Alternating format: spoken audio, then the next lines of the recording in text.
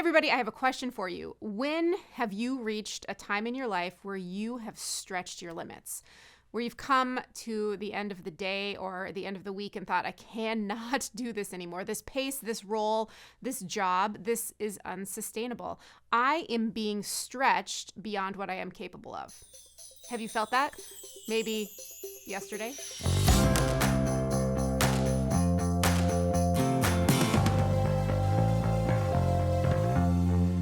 Well, Daily Dosers, thank you so much for watching today. As we gear up for Christmas, we are looking not only at our lives that tend to be filled up with everything under the sun at this time of year, but we're also looking at the Christmas story. And we're asking ourselves, how can we stop, even for just a minute, to figure out how we can make room for the things that matter? And today I want to ask you, how can I make room for limits?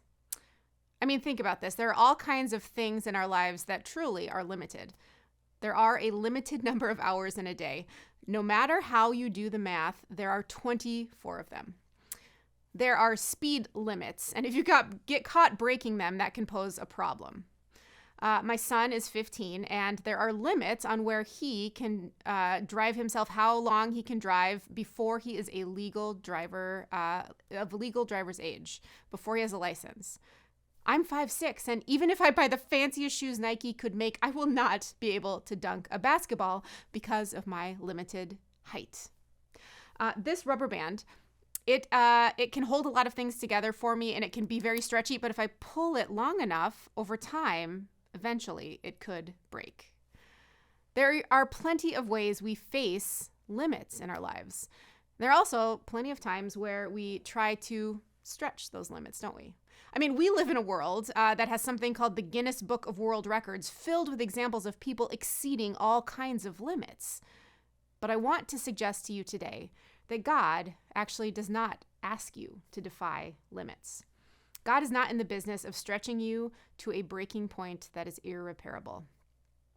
If you think with me for a second about the Christmas story, think about the time where the beginning of the Christmas story, where we learn that Mary is finding out she's going to become the mother to the Savior of the world. She's poor. She's a teenager. She's not even married yet. And yet that angel tells her that the Holy One to be born to her will be called the Son of God. And Mary responds, as we hear in the book of Luke, I am the Lord's servant. May your word to me be fulfilled. Did God do the unexpected through Mary? Yeah, of course. Was it unbelievable and unlike anything we can even comprehend? Yeah. But notice that God did not ask Mary to become some sort of superhero. God did not say you need to learn X, Y, and Z before you can give birth to Jesus, or to somehow earn a different economic status other than what you have in order to be worthy of this role.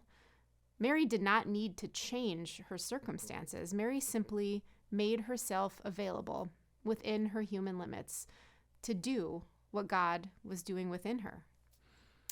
God had given Mary her mind, her body, her soul, just like God has given you those same things.